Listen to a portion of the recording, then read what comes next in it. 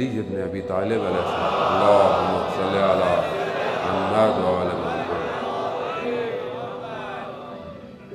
مولا جب ایک نامے میں نہج البلاغہ کے ہمدان کے گورنر کو طرف جب اشارہ کرتے ہیں تو مولا کیا کہتے ہیں کہ موت کی تمنا مت کرو جب تک تمہیں وثوق نہ ہو، شرط واسق نہ ہو۔ یعنی کیا؟ آیت اللہ مکارم شرازی فرماتے ہیں یعنی شرط واسق یعنی تمہیں اطمینان نہ ہو کہ تم اب صحیح جا رہے ہو، نہ کرو تمنا۔ وہ عالم بہت اندھیرا ہے، وہ عالم جو قبر کا عالم ہے ہمیں نہیں پتا۔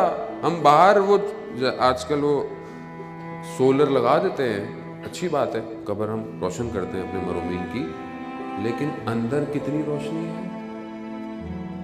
اس اندر کی روشنی کے لیے میں کیا کر رہا ہوں اپنے مرحومین کے لیے؟ کیا چیز ہے اندر؟ کیا جائے گا اندر؟ آپ کا سولر تھوڑی جائے گی روشنی، یا آپ اندر کوئی اور جو ہے وہ لگا دیں گے، نہ، اندر کون سی چیز ہے جو اس کی قبر کو روشن کرے گی؟ میں کتنی فکر میں ہوں اپنے ماں باپ کی قبر کی، اپنے بہن بھائی رشتہ دار جو بھی ہے اس کی قبر کی کتنی فکر میں ہوں کہ میں اس کی قبر کو روشن کروں اندر سے۔ عزیزان محترم، مرحلہ بہت سخت ہے، آسان نہیں ہے۔ ہم لوگ بہت ریلیکس ہیں اصل میں، اچھا ہمیں ممبر سے ویسے اتنا ریلیکس کر دیا گیا ہے کہ ہم بہت ریلیکس ہو گئے۔ جہاں خطبہ نہج البلاغہ کے، جہاں میرا مولا قبرستان سے گزر رہا ہے تو مردوں کو خطاب کر رہا ہے، خدا کے لیے پڑھیں جا کر مولا کس طرح مردوں کو خطاب کر رہا ہے۔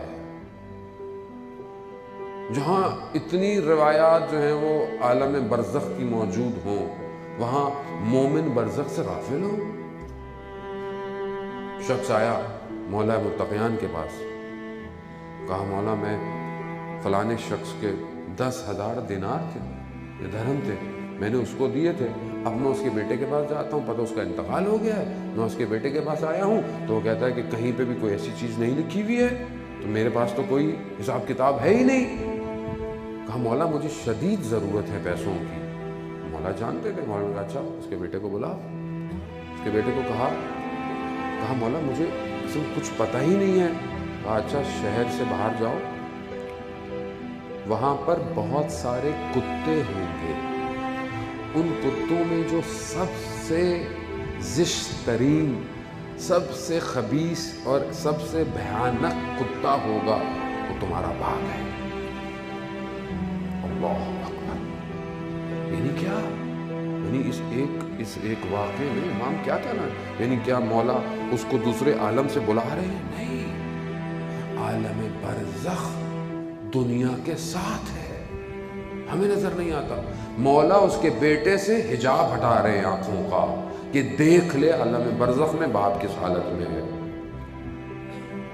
جہاں گیا اس نے وہی دیکھا، اس نے کہا کہ ایسا ایسا شخص ہے، کہاں فلانی جگہ پہ پیسے میں نے رکھے ہوئے ہیں، لے لینا، مگر ہاں یاد رکھنا۔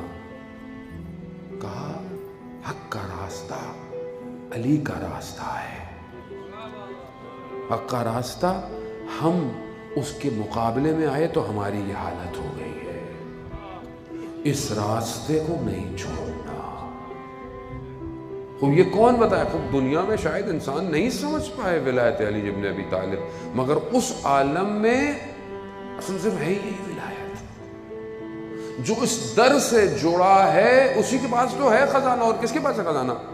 وہ ہمارے پاس کیا ہے؟ ہماری قبر میں کون بچائے گا؟ یہ قبر میں کیا ہوگا؟ وہ خود اہل بیت کہتے ہیں ہم تمہارے عالم برزخ کے ذمہ دار نہیں ہیں، مگر اس کے باوجود روایات ہیں 8ویں امام سے کہ ہم فلانی جگہ پر تمہارے مرنے کے بعد آئیں گے اگر تم ہماری زیارت پر آؤ گے۔ یعنی کیا؟ یعنی خود بہت مشہور واقعہ ہے آیت اللہ حائری جزی جنہوں نے حوزہ علمیہ قم کی تاسیس کی، ان کا جب انتقال ہوا دوسرے عالم دین کے خواب میں آئے، اور بیان کیا ہوا؟ کہا جب میں دنیا سے گیا تو مجھے دفنایا، میں نے دیکھا لوگ چلے گئے، میں اپنے آپ کو دیکھ رہا ہوں، ایسے میں نے دیکھا کہ 2 آگ کے گولے آ رہے ہیں، آگ میرے قریب آ رہی ہے، خوف ہے کہ میں ہلاک نہ ہو جاؤں۔ میں نے دیکھا نور آ رہا ہے، نور جیسے ہی میرے قریب آتا گیا آگ مجھ سے دور ہو گئی۔ میں نے اس نور کا شکریہ ادا کیا. میں نے کہا آپ کون ہیں؟ اگر آپ نہ آتے تو میں ہلاک ہو جاتا. کہا ہم امام رضا ہیں. تم 70 دفعہ اللہم صلی علی محمد وعلی محمد، تم 70 دفعہ ہماری زیارت پہ آئے تھے، ہم 70 دفعہ تمہاری زیارت پہ آئیں گے.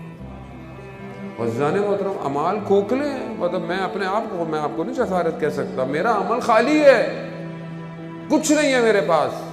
کون سا در ہے؟ یہی در ہے.